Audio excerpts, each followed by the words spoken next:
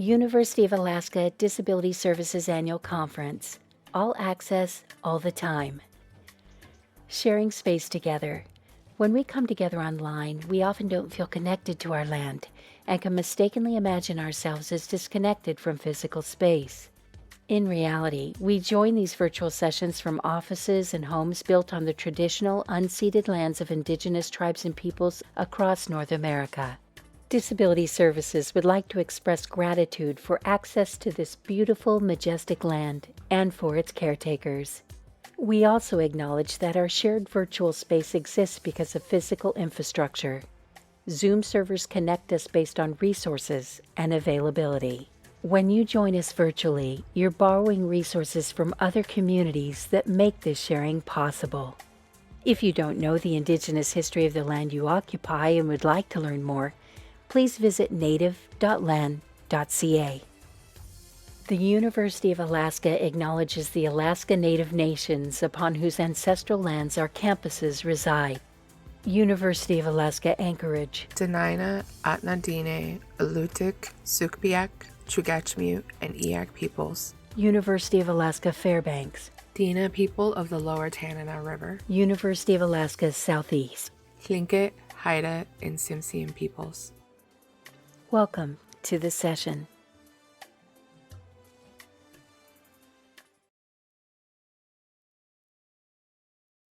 Okay, I'm going to start off with a quote that was attributed to me, but I don't think it's from me. I think it's much too powerful and clever for me to have come up with on my own.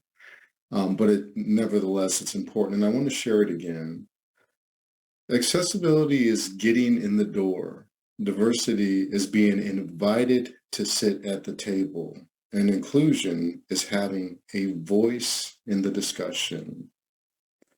Today, all of those boxes are being checked for me. You know, it's the accessibility of being able to come to Zoom, use my computer as a blind user of technology.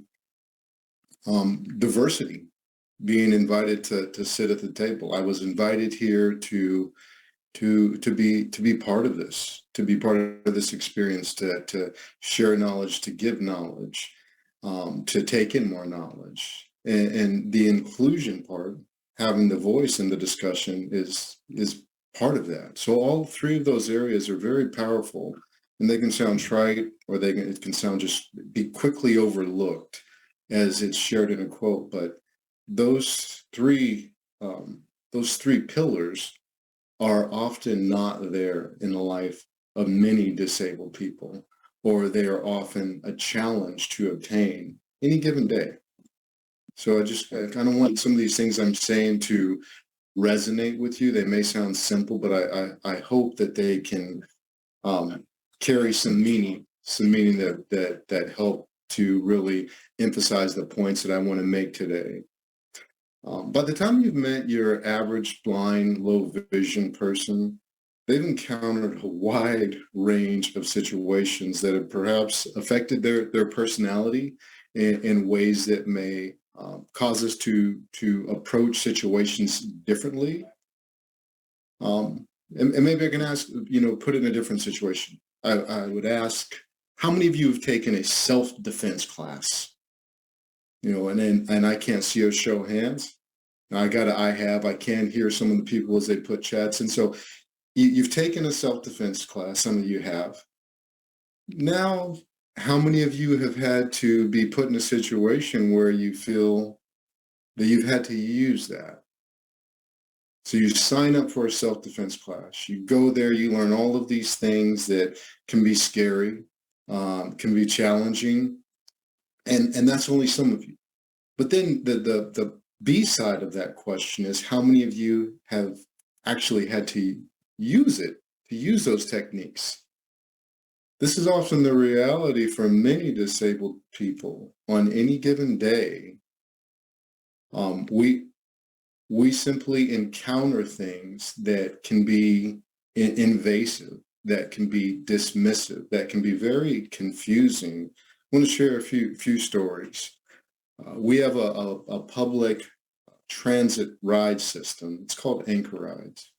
And you know, we've worked with them over the years on their blind sensitivity training. But one time I was getting on the bus with another woman who was blind, low vision. She went to sit down, capable, competent woman who has master's degrees, who's been a mother of 4 children, who is a mother of 4 children. And she went to sit down, and the driver did, without saying anything, started to buckle her in. You know, this is an adult. Someone reaching over into your space without saying anything to buckle you in. It's a little bit humiliating, a little bit angering, and all kinds of emotions in between. That's one incident. Another good friend of mine who's an educator, blind, was on a plane, and she went back to the bathroom. The flight attendant let her know where it was, and before she could shut the door, my friend, the flight attendant was attempting to help her get her pants down to use the bathroom. Again, humiliating. And these are just a couple of situations. Myself, I was out walking one evening. I just wanted to take a walk, get some fresh air, and a lady stops her vehicle and jumps out and comes up to me and grabs me like I was a child and says, "You're walking alone. I'm going to give you a ride." And she literally came up and put her arms around me like I was a toddler or a teddy bear. And I could go on and on. You know, these stories may sound very extreme, but I would imagine that many disabled people, especially in my demographic, have experienced something similar to that. I have a good friend who said that, you know, she has low vision, lives in New York. She said when she walks down the street with her guide dog down the sidewalk, she said it's interesting. It's like the seas part. Some people stop, look, and sometimes she feels like a unicorn. And that's not necessarily in a good way. She feels like an oddity. And so that's something that she processes a lot. And I don't want to be extreme in the sense that this is what everyone goes through every second of the day. I'm just trying to give you an overview of the makeup of our lives and our perspectives. So again, I want that to sink in, because these are the people who may show up in your classroom or your workplace. You know, you're encountering somebody who has a bunch of different experiences that may affect them differently in the way they interact with you. There may be some reservations. At times there may be some apprehension, and it can come off different ways. And that's why we put together events like this, so we can create the awareness. We can have the experience brought to the table, so we can chew on it, we can process it, and we can know a little more, because the challenge of anyone with a disability, or even in a minority population, is the challenge of belonging, of being seen as an individual, not as just a disability or as a minority, whatever may have you. It's kind of like the story about a little girl, 4 years old, at a restaurant with her family, and the hostess comes up to take the order, and she says, "I'll have a hot dog with macaronis and a Coke." And then the dad says, "Oh, no. She'll have meatloaf, mashed potatoes, and broccoli." And the hostess takes the parents' orders, and then before she leaves, she asks the little girl, "So would you like ketchup and mustard on that hot dog?" And the little girl says to her parents, "Wow, she thinks I really exist."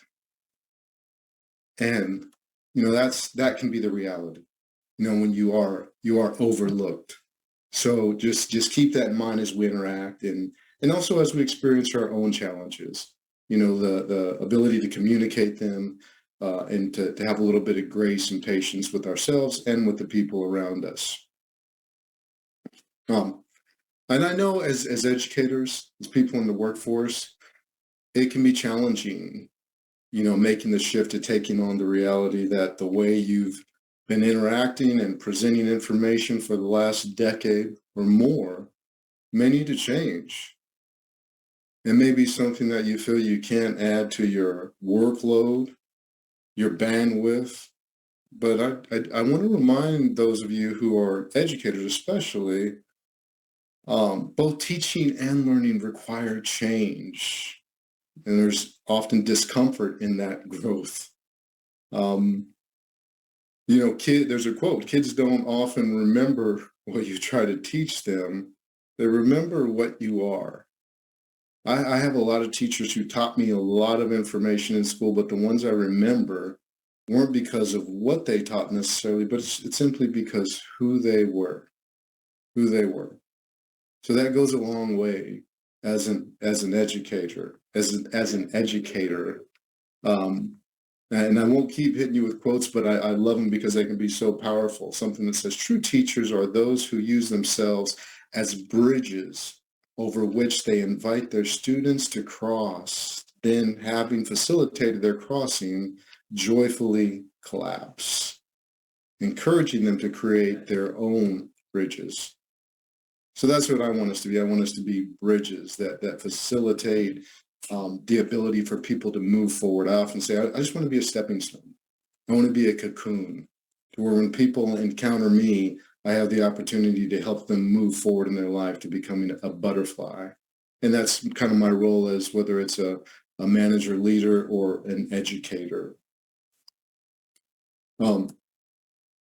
With that said, I'm going to just give a brief background on myself. I am the program director at the Alaska Center for the Blind. We are the only training center in the state that works to rehabilitate blind people in the sense of rehab training non-visual skills for people to adapt to low vision situations. We have 5 areas of instruction. We have Braille. For those of you who don't know Braille, it's like little goosebumps on paper or sometimes near the elevator. We teach technology. That's everything that has to do with your phone, your tablet, the Lady A, what we call the nickname for the Echoes. If I say her name, she'll go off right now. And computers. And on the computers, we teach everything to help one to become functional and competitive in the workforce, to be able to attend school, whether it is Microsoft Word, Excel, whether it's Google Apps, Drive, programming, stock market, all of these things. We don't necessarily teach the stock market, but we can teach people how to use technology to access these types of things if these things have been made accessible by the people who are building and maintaining the programs. So that's one hat that I wear, is these areas. And more of the areas are cane travel. That's what we call orientation and mobility, or independent travel, where we teach people how to move in their space, whether it's in their homes, at the workplace, getting to their workplace, moving through the bus system, public transportation, or getting on a plane. I have a guide dog, and my guide dog and I got on a plane about 2 weeks ago and flew to Texas and flew back home. And last night I went to an event with 2 other blind people. We took an Uber there, got out of the Uber, made our way to the door. Those are the things that we would teach in orientation and mobility. And then we have ADL, activities of daily living, helping people to be comfortable in the kitchen, chopping, the oven, the stove, microwave, even stuff like the washer and dryer, folding clothes, dealing with appointments, keeping track of your prescriptions. Those are the areas of ADL that we work in. And then we have a shop, a manual skills shop, where we can teach everyone the basics of how to keep your fingers with power tools, which is very empowering. And no one here has lost not even a fingernail, let alone a fingertip. So that's been encouraging. And it's just super, super wonderful for confidence building. The shop instructor out there, Kevin Whitley, he says, we use wood, but wood is just a medium to build the confidence.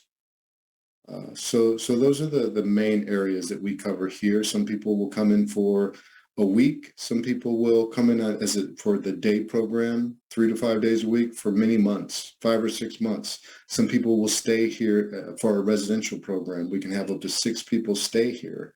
And so we kind of have a community living situation that is helpful for some people in this process. And that is really geared towards people who do not live in Anchorage. I also work with students throughout the country as an associate director for a company called Your Tech Vision. And what this consists of is me popping up on this little screen like I am with you all, except for with people who can see, it's for people who can't see, oftentimes youth ages from 5 to 21, 22 in college. And so later on in the discussion, I'll get into the importance of accessing things online. I have a 7-year-old right now who lives in Georgia. She can do everything but sit still. And so the challenge with her is getting her to find a home row, not sing, not jump up, not dance, not pound on her keys like they're a drum set. But it all works out. And I've had some awesome experiences working with these youth. Seen some people get their own YouTube channels, create viral videos, be in the Washington Post for using technology to be the first blind person to be able to do a bat mitzvah using Braille through special programs that help to create all the symbols that coincide with the sounds that are used as this child recited the Torah, and work with her mother as she created these compelling arguments, almost doctoral presentations to the people at their places of worship. And so my experience, it's been great. It's been wonderful.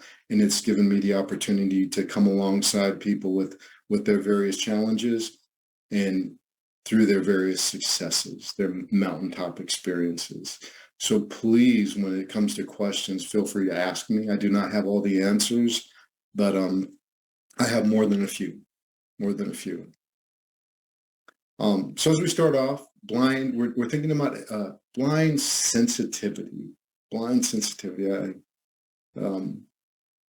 ask the question. Maybe some of you can go ahead and throw it in the chat, because I have my headphones on, which allow me to hear some of the feedback as you guys write. My talking software JAWS will tell me blind sensitivity. What does that make you think of when you hear that word?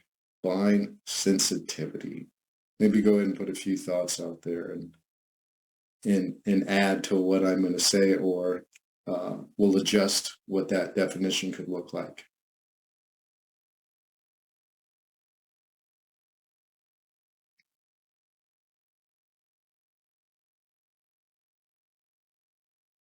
Being afraid to say, I'll see you later. Perfect. I love that.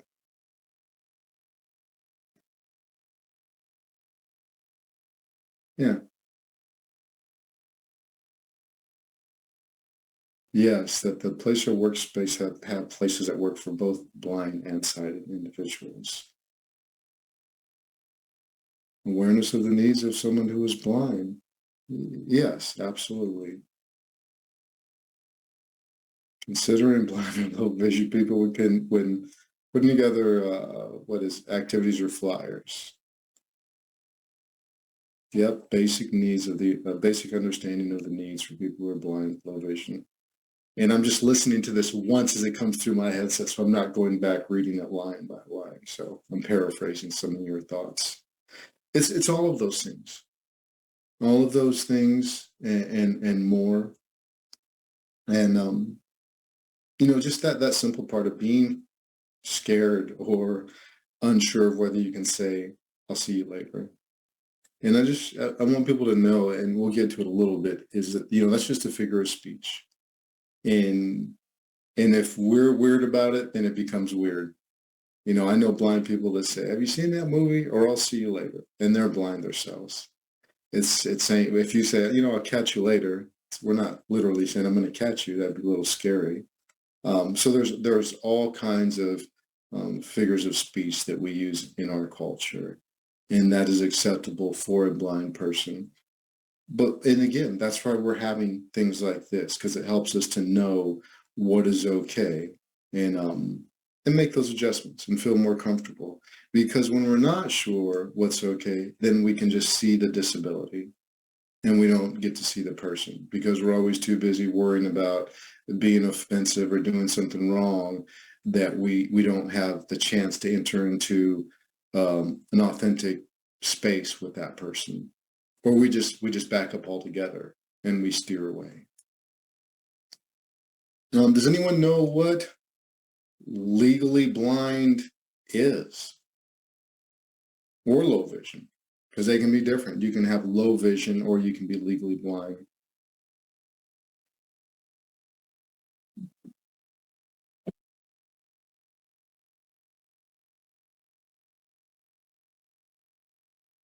$20 or $200.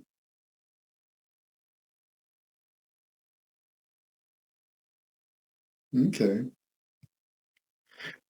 And it's the acuity of 20/200. And now I wondered if anyone even knows what that means.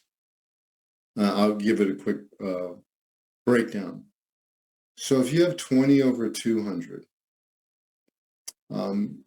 at 20 feet away, a low vision, legally blind person, when they're looking at something that's 20 feet away, that looks like it's 20 feet away to you, if you have 20/20 vision, it actually looks like it's 200 feet away. Hold on one.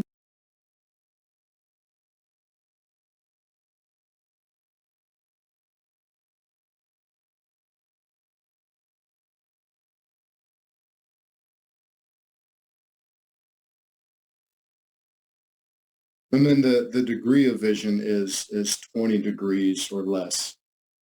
And so, that's 200 feet for what you may see. I mean, at 20 feet, it's 200 feet to them. And maybe translate that into your class where someone may sit, when someone gets a document, and then it goes up from there. 20/200 is just the beginning with best corrected. And we have 20/400, and then it goes up and it goes up until you're where I am, where I see absolutely nothing. But visual impairment is it's very diverse. It's a diverse range of different conditions that don't just have to do with distance. Some people may have vision to where it looks like they're looking through a smoky glass, or a cracked glass, or pinholes, a sieve, a strainer. And so oftentimes you think, well, if I just enlarge this, it's going to help the person and they'll be able to see it. And then to go one step further, some people will get frustrated when they enlarge something and the person still can't see it, which is unfortunate. It's almost like the dad telling the kid at the baseball game to swing harder to hit the ball. There's more to it than that, unfortunately. So that's something that's helpful for you all to know. And then there's times where it's a matter of eye fatigue. You get a student or a coworker who's been staring at a screen, whether things are enlarged or things are too tiny, and now they have eye fatigue. And eye fatigue can help to accelerate some people's eye condition to where the diminishing of their vision, unfortunately, comes quicker. Here's a big one around the university. It's when you see somebody who may have a cane or guide dog or cane, what should you do?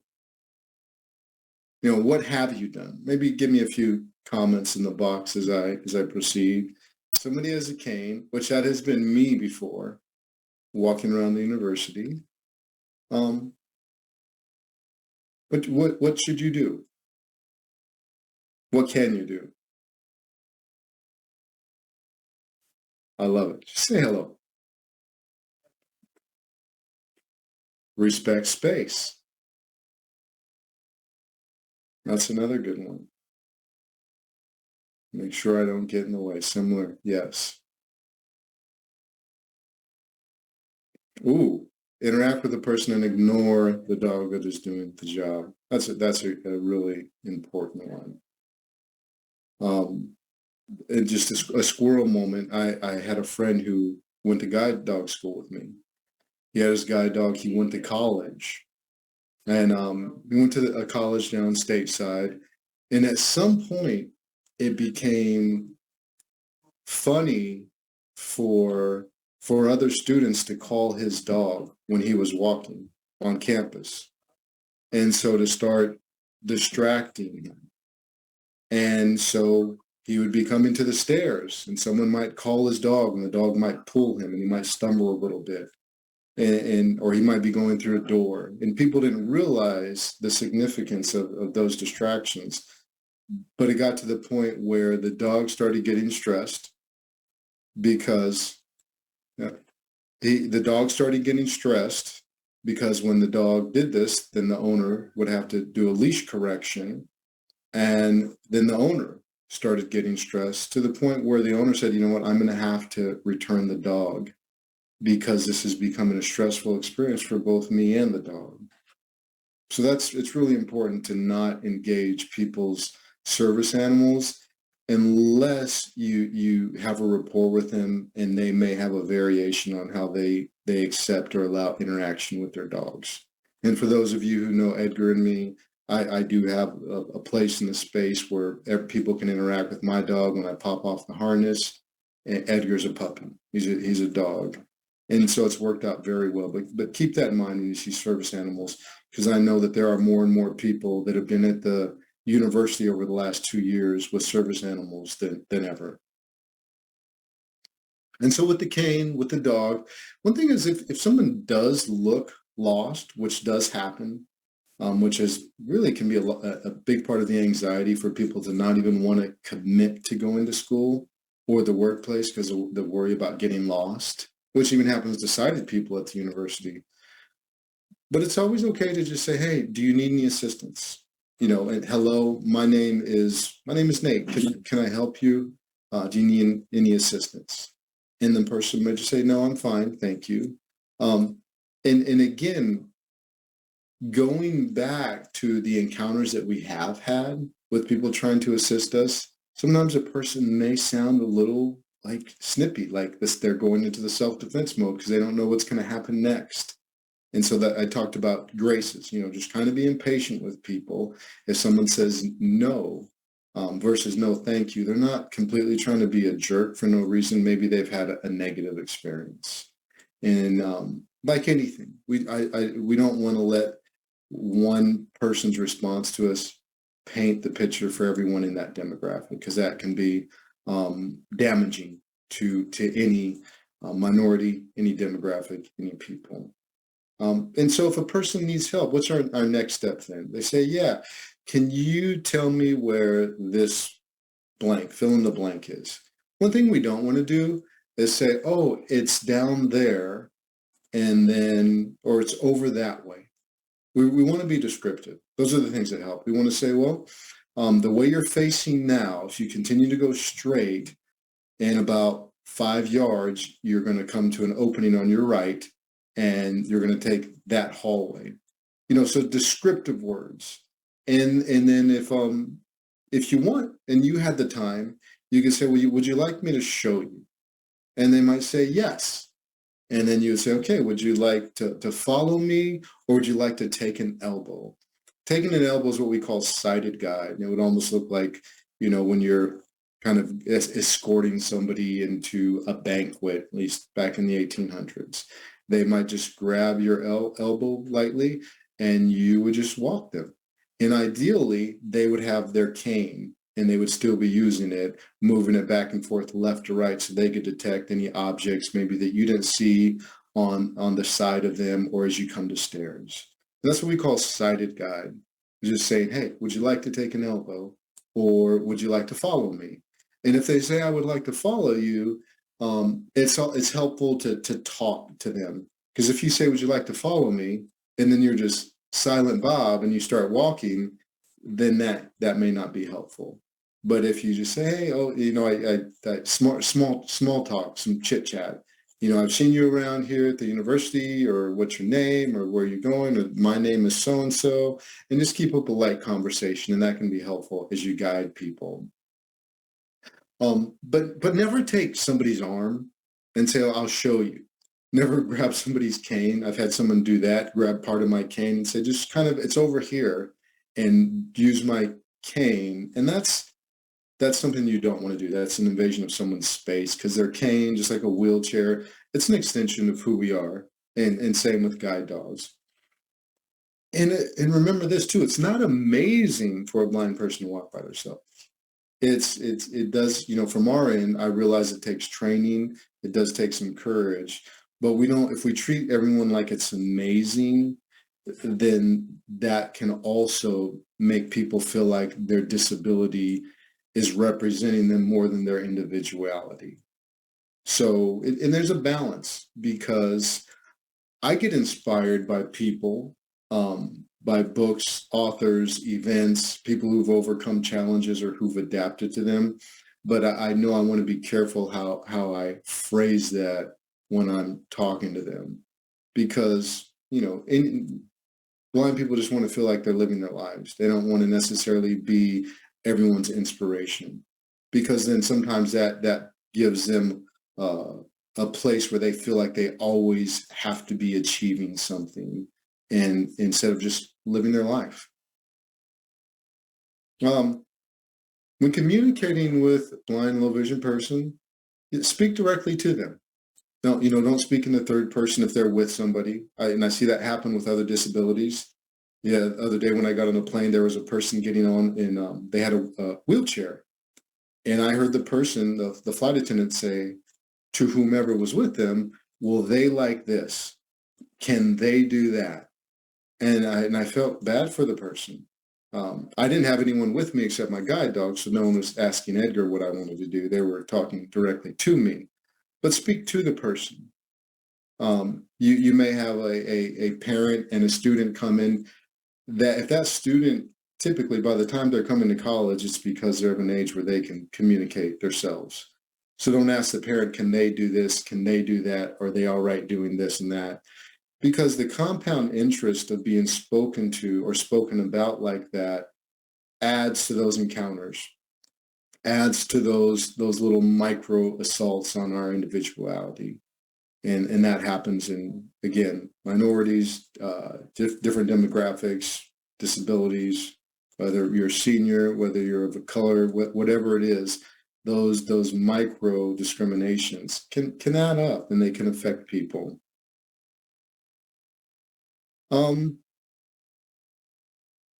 Interpretation is not needed. Meaning you don't have to speak extra loud.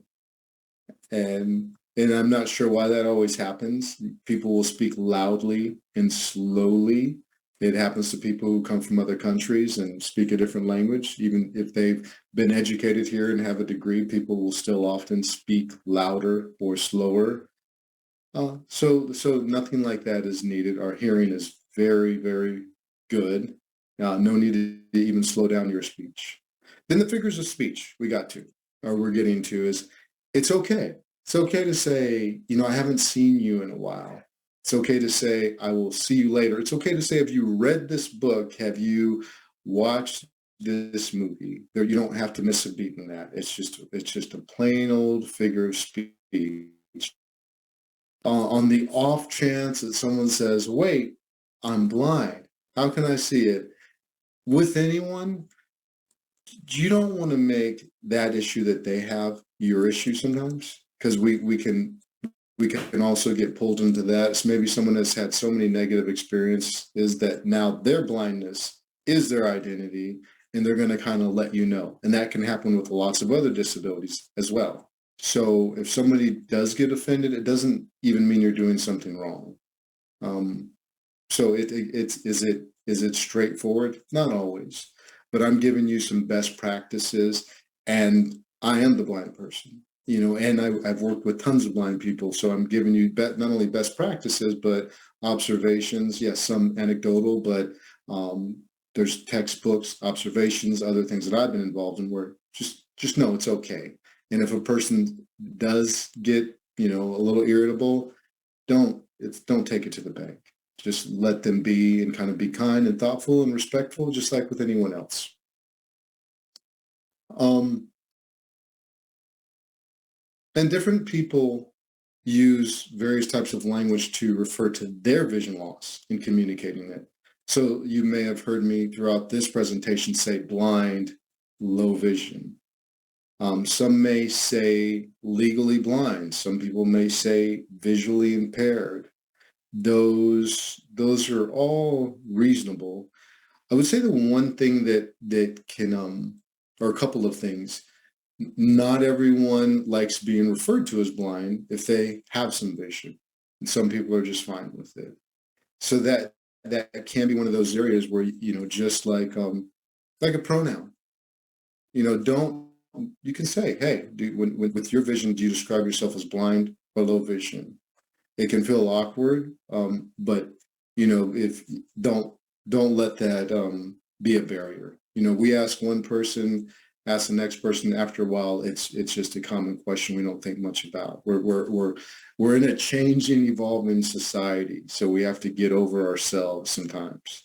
I'll tell you, my daughter, her friends come over now, and I'll hear them talking, and my daughter's on her little FaceTime videos, and the person will come in, and sometimes I'll ask, I say, do you have a preferred pronoun? And that they'll say, wow, I do.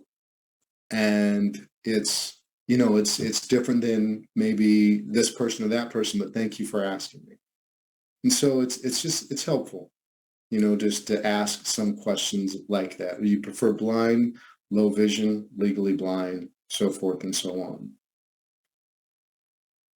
We talked about vocalizing directions and cues clearly. If somebody asks you, where am I? Where do I need to go? Where this or that is. That's because, just in the sighted world, we're accustomed to viewing things in visual terms. Over there, by that door, down at the end of that hallway, pointing, making gestures, which things are lost on a person who's blind, and even sometimes a person who's low vision. With that being said, people who are low vision, with the variations of types of vision, variation in types of vision, we don't want to assume, because that can also happen a lot and be a detriment to that person's experience in your class, in your space, in your office. You don't want to assume because they're in your office and they don't use a cane that they're going to see that trash can that you temporarily put in front of the hall, in front of the walkway. They may have vision, that's peripheral. They may have no central. So we don't always know what that's going to look like. Unfortunately, on the bus system, we've had some experiences with people who are low vision blind, and they may not be using a cane, and the bus driver opens the door, and the rider will say, which bus is this? And the bus driver will say, can't you see? It's right out there. And they'll say it really in a harsh, kind of demeaning way. And maybe it's because of the people who they deal with on a daily basis, but we just never know what that looks like for someone. I have people who they can do all kinds of things, but they may not be able to see the number on a bus. Here in about 3 or 4 weeks, I'm going to have a presentation with optometrists here in the state, to discuss some things that can happen even in their offices. And they specialize in eyes and health of the eye and vision loss. And I've accompanied some clients who have gone through surgeries, and now they are legally blind. And they'll go into an office and a stack of paperwork is shoved in front of them, and they can't see it.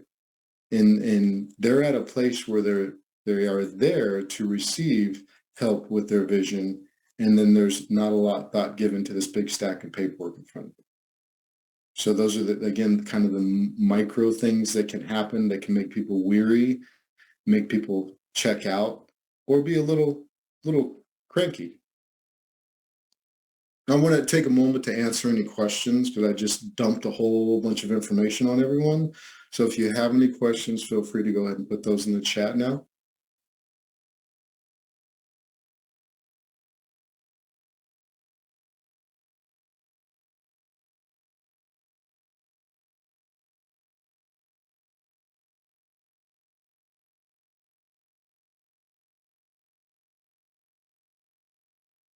Open to any questions about the cane, about the dog, about the language that we use, offending anyone,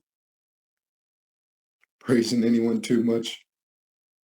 Nate, this is Brenna Povolite. Can you hear me okay? Yes, I can.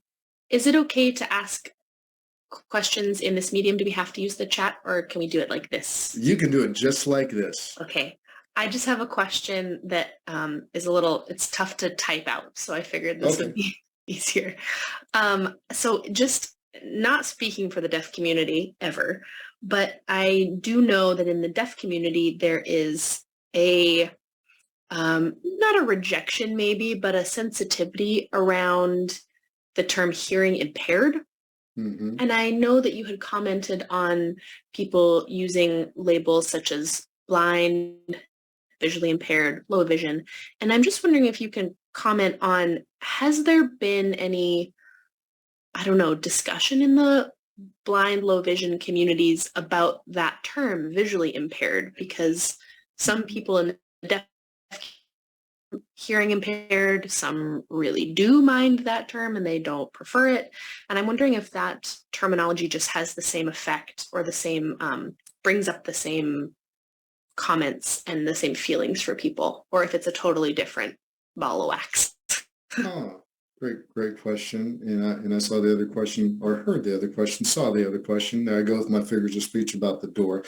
So with the terminologies that we use to describe vision loss, it varies. It varies a lot. And in one way to look at this whole situation is when we say deaf community, there really is a community, which is different than in the world of blindness. I say blind community in one sense because I'm attempting to forge a community, especially here in Alaska. You'll meet blind people who have been blind. I have people who show up here 15, 16 years old, totally blind, who've never met another blind person. Wow. That'll be probably much different in the deaf community. And so it's much more loose-knit. And then you have people losing their vision as they age. So they're 50 or 60, and they may totally step out of life as they know it. And so again, they're not entering, and that's the same with hearing loss as well as you get older. But by and large, the community that we do have has to be intentionally created through through camps, through teaching events, or it just doesn't happen. And a lot of blind people like I said, they may not even know another blind person. Whereas, I know some of the people here in Anchorage who are deaf, and it's like a family. Mm-hmm. A lot of them know other people where they work, where they attend church, or what kind of boards or groups that they're part of. And so with that being said, there is no decided upon way to describe one's vision loss in the context of a community. A lot of times it's still based on whether it's stereotypes that someone, wants to use or does not want to use or does not know about. Some people think just saying blind is a stereotype. So they want to say maybe sight impaired. And blindness is perfectly fine to say. I mean, it's perfectly fine for me to use because I'm completely blind, but I know people who can still walk around without a cane, maybe even still ride a bike, and they'll just say, I'm blind. Because at that point, for them, it says to the other person, I have severe vision loss. And so please don't expect me to read that large print. Please don't expect, because then the alternative is I'm low vision, but I can only read this print in this font, or I can't because my vision has holes in it, or I only have peripheral. The conversation can be much longer and many more assumptions. So those are some of the things that happen in describing our, vision loss in our quote unquote community. That's very interesting. There's differences, but there are a lot of similarities I'm noticing, like just saying, I am deaf. Don't expect me to describe any more to you. Very similar to that experience. Thank you, Nate. Yeah, no problem at all. We had a question about describing to where a door is to someone. Interesting question. Simple question. Um, you know, I think one of the things for me is when I get somewhere, like I've taken an Uber. There's different things I can do. If I have my guide dog, I might just say, Edgar, to the door. And that's one of the things that they are trained for, is to find a door. And then sometimes I may just have my cane. And at that point, if there's someone around, say, hey, I'm looking for the door. And on my end, I may say, am I facing it now? And they may say, oh, just a little bit left. Just turn, just turn. Well, they may say, just turn a little bit. And I might say, well, to my left or my right? And they say, oh, just turn to the left. And they say, oh, yeah, you're facing it right now. And I'll just, move towards that direction. If I didn't ask that, I think a good way, an ideal way, is if they say, okay, just turn, you can say turn 20 degrees to your left, or turn a little bit to your left, and it's going to be in front of you about 10 yards or 20 steps. And there's double doors. And, I might describe if there's double doors. I might describe if there was like a bike rack. I'd say there is a bike rack on the right side of the door. So little things like that. Now, if it's in the school, it's interesting. If it's a hallway and there's 3 or 4 doors, I might say, well, you're right now, you're coming up on the first door on your right.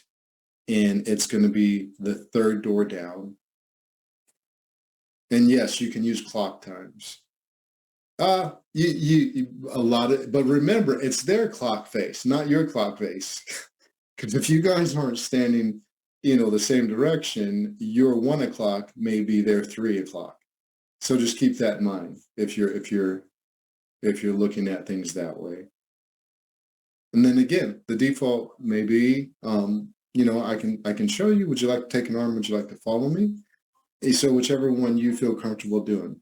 And they may say, no. If you can just tell me where it is, that'd be great. So it's a variation. And there's no perfect method. But it's good to think about and talk about, because it's the awareness that helps us to be prepared to discuss it. And the things that we don't want to do help us to know what we ought to do. The things that we don't want to do are, again, say, it's just a little ways down the hallway on your right. And yet there's 4 doors down the hallway on your right. So that's not helpful. Did we get any other questions that maybe I didn't hear? And does anyone else have a question or want to raise a hand? A new question just came in, Nate, and it says, would you be able to tell us about how a cane is used or how a dog is trained? How can we design our spaces to go along with along with how those tools are used? Great. Whew, time is flying. So a dog, that's a good question. We get a lot of people who say, I've heard that I can get a dog. I'm calling you all up. Or so-and-so told me that I can't get a dog. Just try to spend a few minutes going through that process. The dog side. One is that these schools, these guide dog schools, who many have been around for many, many, many, many decades, they have refined the breeding process to where they have a really good stock of dogs. So it's more than a person going out to the valley and getting a lab and bringing it somewhere and say, can you train him? And not saying that dog would fail, but the picture has many more moving parts than that. So they breed the dog, and they're usually a proven breeder, meaning that they've had thrown litters that have had successful ratios of guide dog producers. And there's a great documentary. It's called Pick of the Litter. I think it may still be on Netflix, which people can watch, and that gives a good overview. And so say this lab has, or golden retriever or shepherd has 7 or 8 puppies. Oftentimes, just a handful of those puppies may complete the training.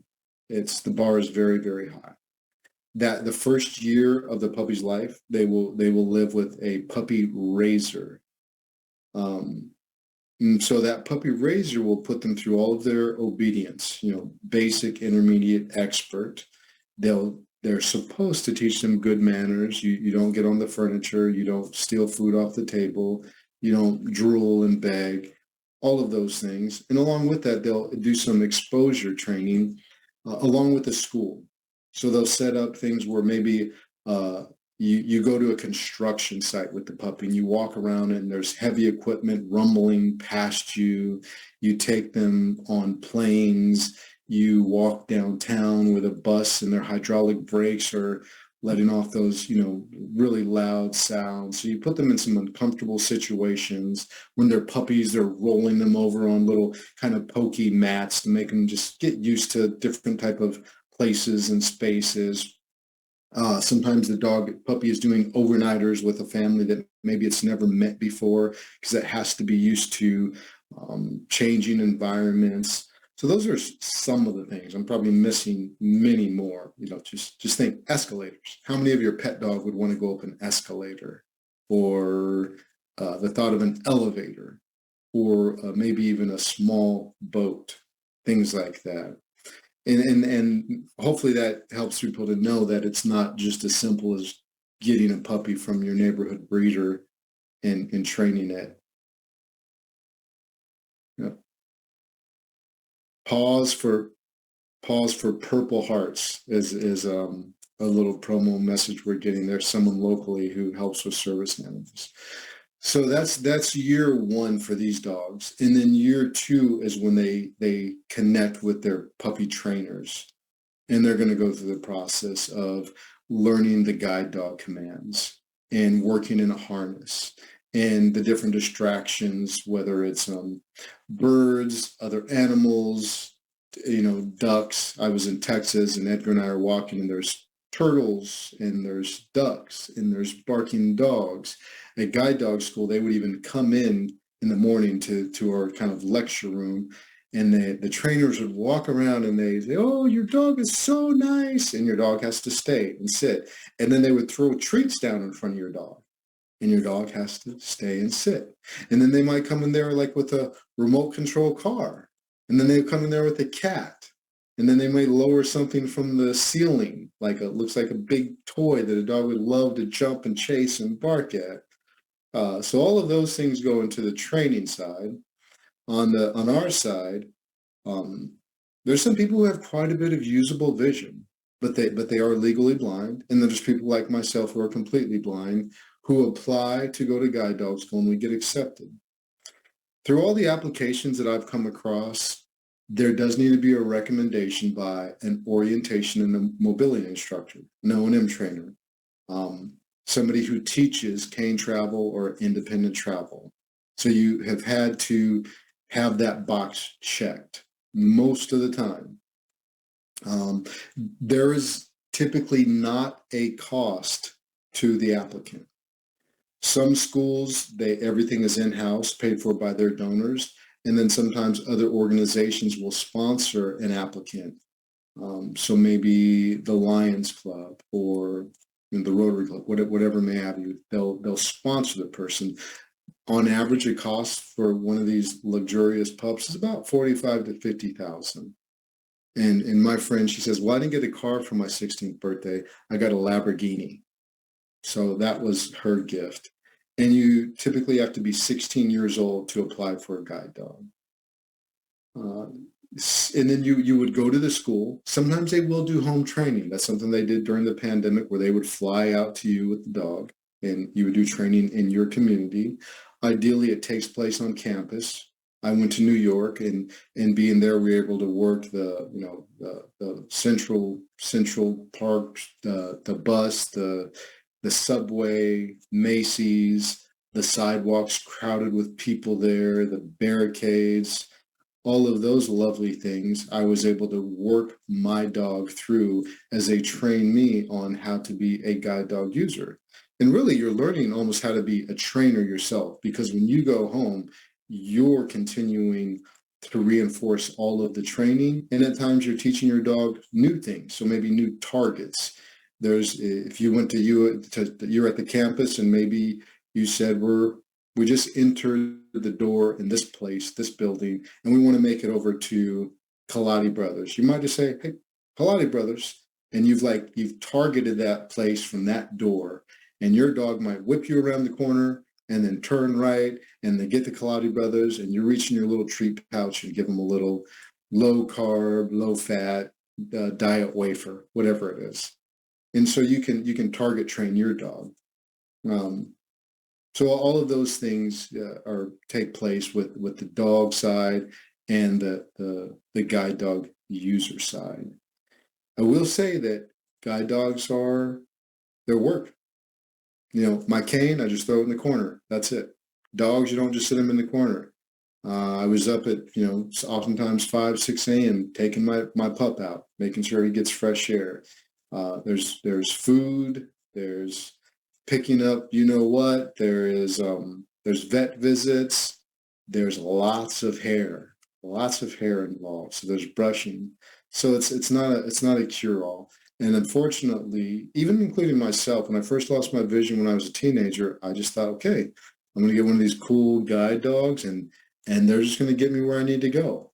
And we get those kinds of calls. Somebody is in the hospital, they have just lost their vision, and they're thinking guide dog. So it is a normal question, normal response, but there are many steps into getting a guide dog. So it's a huge commitment.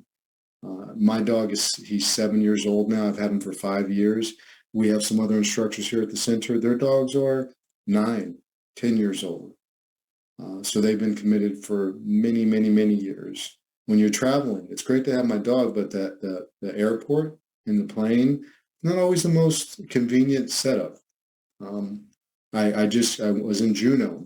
I had a middle seat. My dog is 80 pounds. He's down by my feet trying to stay under the seat as well as he can. It was hot. We had to sit there while they defrosted the wings. And they had to turn off the central air. So it was really, really hot. And I knew he was uncomfortable. That was a little bit of a stressful situation because I knew that he was uncomfortable. But we made it through it. And that was part of the training, was for him to be in uncomfortable situations at times. One other thing with a guide dog is that we are trained to do leash corrections. And that can look very, for if you're an onlooker, you think, wow, that is the meanest thing ever. I had a person, he gave his dog a leash correction. He was out on the road and someone stopped and said, I'm going to do that to you.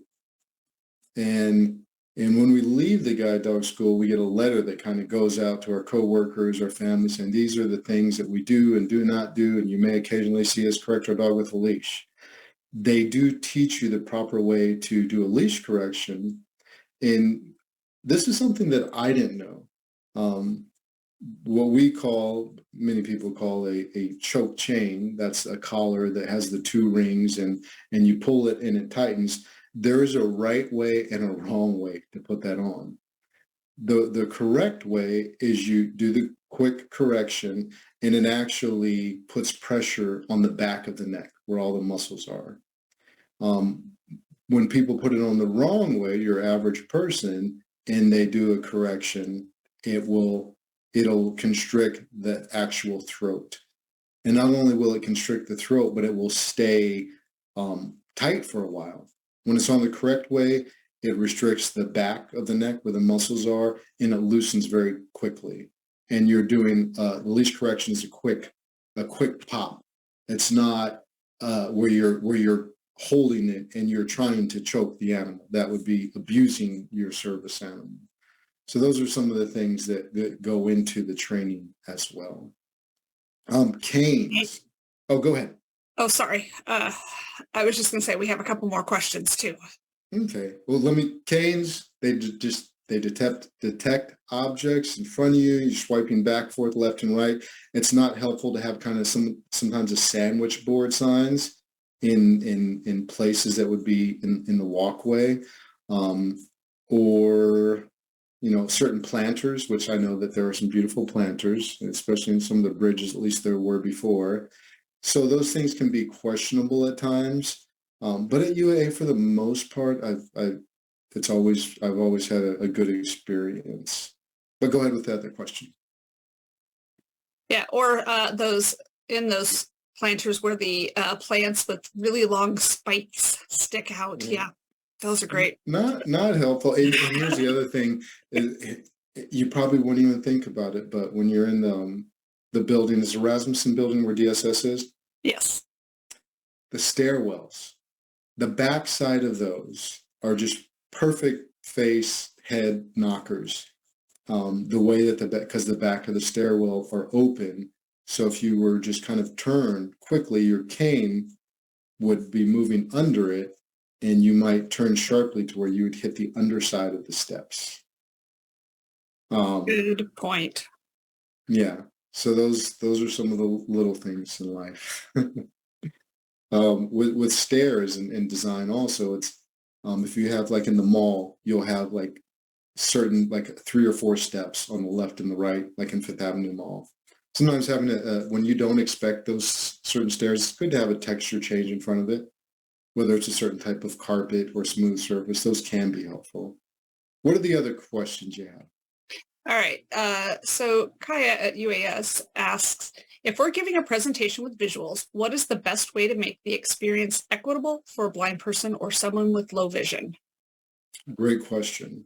One of the reasons I didn't do visuals today is because I kind of wanted everyone to be in the seat where we often are, where it's listening, it's conceptualizing, and it can be challenging. But many of you probably may have picked up your phone, flipped over to your Facebook, looked at the news, checked an email, because it's like sometimes it can be tricky to stay engaged.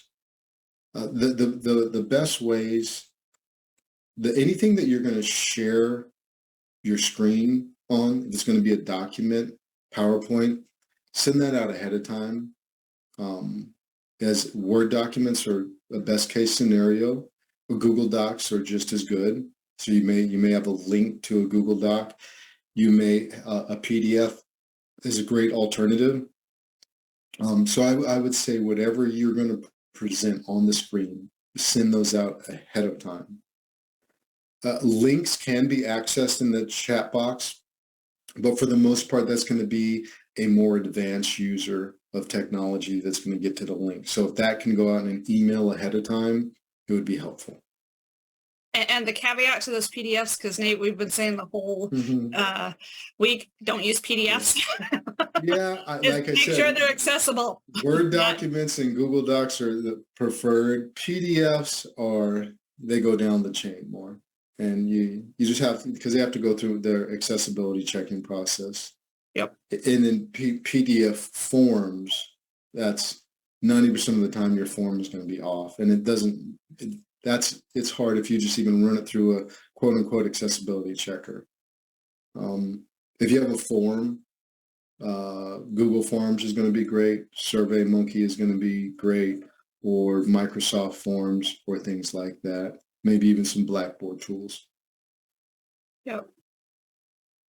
And also, Kaya, in my presentation yesterday, there was a link when Lorraine sends those out, or if she already has, I'm not sure which, that had some tips and tricks on making presentations accessible that you're welcome to share with your faculty there. Great question. Nate, someone also asks, I know for some people, their service dog will alert other people if their owner is experiencing certain symptoms. If you see a lone service dog, you're supposed to follow them to see if they need help, correct? I would say yes. I would say definitely investigate a little bit if the dog is alone and not on a tie down. And you're welcome, Kai. For some people, they may need to just tie their dog down while they're maybe they go into the restroom. Maybe their dog was getting up over and over, getting distracted. So they said, I'm going to put my dog in maybe the inner office or the outer office at DSS. But if a dog is wandering around, that's an indicator that you want to find who the dog belongs to in case there is a situation like that.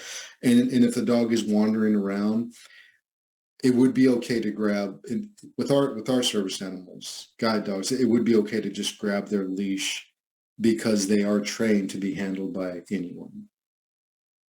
Right.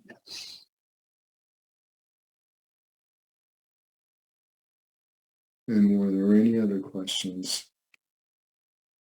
I have another section I'm going to move into with remaining time. I guess first I thought this I was being asked to do like a 10-minute presentation. Nope, we're letting you, Nate. We're letting you go. Yeah, then an hour and a half. And I said, well, do I have enough content? Yes. The answer is yes, I have enough. Just so you know, Nate, I'm going to put a link in the chat, and it's one of my favorite videos ever to share. And it's "What if a wheelchair was a service dog?" So don't watch it now. Just copy the link so that you can watch it after this session. But it is a great example of what folks with service dogs, and that includes the guide dogs or horses, go through. Yes.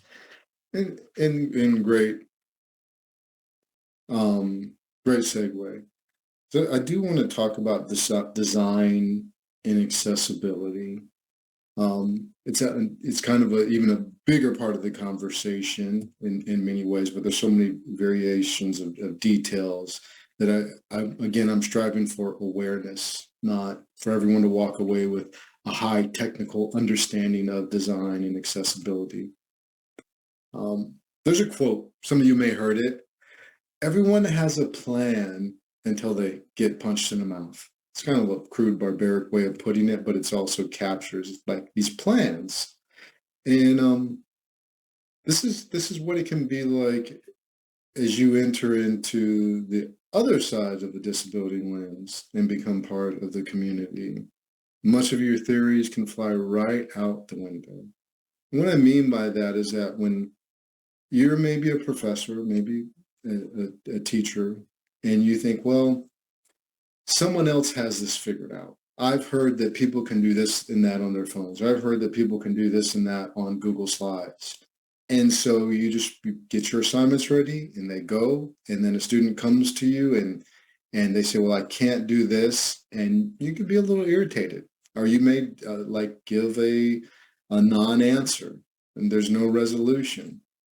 But when you enter in the other side of that lens, all of that goes out the windows. When you're kind of hit in the face with a disability that affects your ability to maintain your autonomy, independence, access to the world around you, it can be a big eye opener. And so it's important to lean in, because we don't realize that our world is fundamentally, by and large, built on the success or failure or independence or quality of life is determined by the ability to access things. Who is it? Is it Judy Heumann, I believe, who's one of the founding voices in the ADA Act. And I read her biography. She talked about being a little girl and coming out of her house, and her dad would put her in her chair, and it would take her every ounce of effort just to get up this little sloping section of the walkway that divided her from the ability to go to her friend's house. Every ounce of effort, sweating. Some days she would get it, some days she would just roll backwards. And then she would get to her friend's house where there were stairs in front, and she would scream her name and yell for her to come out. And, that's accessibility and design right there when it's not available. It's not available. How much effort it takes to do very, very basic things. And it's often overlooked. Imagine you invite someone to your house, you give them a card, invitation, fancy, or an email, and there's going to be all this food, and you guys are going to have games, and they show up and they're in a wheelchair, and you just forgot to mention that you have 2 flights of stairs. That's what it can be like when people go to the classroom sometimes, online or in person. My story at the university, it was, many, many years ago, probably over 10 years ago, is I dropped 2 math classes because there wasn't a connection between the person at that time saying, well, you carry this number over here and you place it under there, and the value of this turns into that. And they're pointing it all out on one of those little thin overhead cellophane the old school things. And in going back to the table, I couldn't make that connection. And so with the other things that go into building up to, the micro, I don't always want to say discriminations, but in that sense, it was easier for me to step back and drop the class at that time than continue that discussion that didn't feel like it was going anywhere. And fortunately, the needle has moved forward since then. Exclusion it's the opposite of accessibility. It's the result of limiting factors in the environment relative to a person's capabilities. The environment can either provide access or it can just exclude people. And we're kind of supposed to be champions of inclusion. So from a design perspective, we create the environment. We don't just want to think it's just everything is out of our control. And when we create the proper environment, it doesn't just make a difference for the blind, low vision user. Just like the cutouts on the sidewalk don't just make the difference for the the wheelchair user. They make a difference for the mother who's pushing her child in a stroller, for the person who's biking. And yes, here in Alaska, people typically bike on the sidewalks. For the person who just had a knee surgery, or whatever it may be, just that little cutout in the sidewalk makes a huge, huge difference for many other people. And the adage is we're only as strong as our weakest link. And I think that's the truth. I've seen that time and time again, where at the end of the day, when something becomes a problem, it was something that people were kind of thinking, well, we can do without that. We don't have to address that. And that weak link ended up being very, very problematic. So it's the design, accessibility can be a design challenge. This exclusion can take place in our classroom, buildings, workplace, smart devices, public spaces, on and on. And part of it is because we're not in the space ourselves, so we get trapped into the bias of not recognizing it. We create things, whether it be a program, whether it be an assignment, based on our abilities and based on our journey. And so that creates the limitations, and that creates the areas that are not accessible because our biases end up just focusing on our experience. And so accessibility is really starting to broaden our scope and be, again, the word of the day for me is being aware. Being just aware of people who are not, being aware of these things for people who are not like us. I believe that things, the ideas, that words are very, very powerful. I know that there's a quote by Malaha, the one who wrote the book, I Am, Malaha. Hope I'm saying her name right. And if I remember right, it says, one child, one teacher, one book, one pen can change the world. And for us, it's having the accessibility to be that child who can access the pen, which is the keyboard or the phone, the book, read the book, be the teacher. It's on the micro level where things start to change.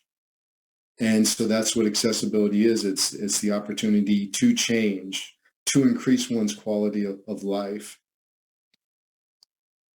How much of us use equipment every day that we may not think anything about because we're not, again, on the other side of the lens. You go to the gym, go from the bike to the treadmill to the scale to the cop, whatever it is. Oftentimes there's a screen there. So you have this person showing up in your workspace in your class who is aware that they can't access any of that. That they can't access the thing at the grocery store because it's supposed to be quote unquote accessible, or the bus, how you pay on the bus, or the touchscreen at the doctor's office. People are showing up in your space who have already been inundated with what they cannot do. And so when they get on your assignment page and find out that their entire assignment or their entire book is not accessible because it's coming from some new bookshelf that maybe hasn't been researched, but is quick and easy for everyone to use, educators, that's kind of another, figurative nail in the coffin of their desires to have an education and to be an individual and not encounter the barriers because of their blindness. And so we have guidelines. We have laws that address accessibility. And the goal isn't just to comply with the guidelines, but to try to create a compelling, enjoyable, and usable experience for people with disabilities. Think about that for a moment. You may experience some frustration with technology, but for the most part, I would say that many of you can navigate your technology problem-free most of the time, meaning emails, attachments, social media, recreational use of fitness apps, shopping apps, streaming. These things all add up and play a huge role in our quality of life. Design flaws are only conveniences for most people, but for the disabled community, they severely impact the quality of one's life. And when we're asking questions to the people around us in our offices, in our class, about the way they access technology, the way they can get through assignments or different tasks, we don't want to generalize our conclusions, based on one person's experience. And so again, we come to things like this. But we have to take everyone's opinion, everyone's experience very seriously, because there's many levels of experience with technology. I could probably come in and with my level of experience, hack my way through many, many different types of programs, assignments, pages, and forms. But here's the thing, that's my job. My job is to be able to meet a student with in the 7th grade and take them from basic keyboard skills to being able to fully upload an MLA formatted paper on maybe Jupyter or Blackboard or Canvas or Blackboard, any given number of different places. So that puts me out of the range of your average student. So again, even taking my opinion and my feedback, you can't go to the student and say, well, you can do this because that guy named Nate at this conference said that he does all of this. That's the difference between someone who works at Microsoft programming all day and then you doing your basic tasks. Not everyone who comes to the door is going to have 10% of the skill set and experience that I may have. So that's one thing to consider when we're looking at things that have the quote unquote accessibility stamp on them. WCAG, Web Content Accessibility Guidelines, which are moving up to 2.2 now, has some different levels of what they would consider to be not only accessible, but usable for people with many types of disability. And they have 3 levels. It's A, AA, and AAA. The AA is really a good place to be. It's strong and it's robust. So if anyone has more curiosity about what the accessibility looks like, if you just Google search WCAG accessibility guidelines, you just spend 15 minutes maybe reading some articles, and that will help with building one's awareness on the things that need to be considered when putting together assignments, when adopting new applications and forms to the website. So this is for the web builders, the educators, when you're just sharing stuff that you may be registering for things, you have to make sure that you're really being thoughtful, because it can disqualify people. It's like I said, it's inviting them to your house and they have a wheelchair and you have 2 flights of stairs. Everything, you may have put a lot of effort into the dinner, into the games, into the thought, and yet that person cannot access everything and enjoy it. Okay, time is grinding down. Maybe 1 or 2 questions. There's more things, but I think we got to hopefully a lot of good information that was helpful for many of you. Oh my goodness, Nate, so much good information. If anyone has any last minute questions, let's go ahead and put them in the chat or in the Q&A.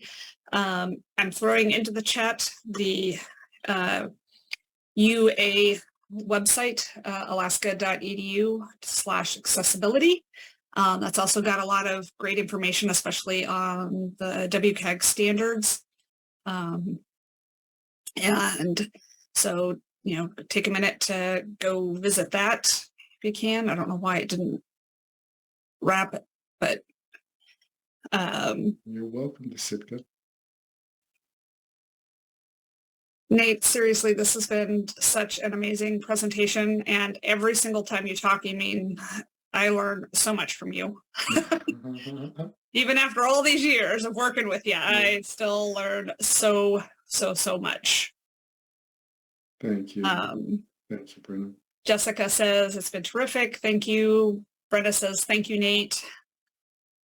Kaya also. And that's the other thing too, is for those of you who are creating documents, who are, in the trenches, helping us make sure things are accessible, reach out. Your friendly local instructional designers, they have a lot of resources. They are great about that. The DS offices, myself, reach out to us and ask. If we don't know, we can usually figure out who does know. And when I get really stuck, I kid you not, I will call Nate and go, Nate, how do I do this? And he has always been so gracious to help me with things when I've needed it. So I appreciate that. Likewise, great partnership to have with the university. Well, I commend everyone for coming, taking your time to join in and listen to me, and for what you guys are doing on the front line to move people forward in the education of all these things that people need to do to have quality of life, to share their gifts, to have a purpose. You guys aren't just cogs in the wheel. You guys are the people on the front line. So it does mean a lot. Thank you, Nate. Thank you again, Nate. You're welcome. And we'll hope to see people this afternoon at 2:00 for our closing keynote of Luke Adams. Mm-hmm.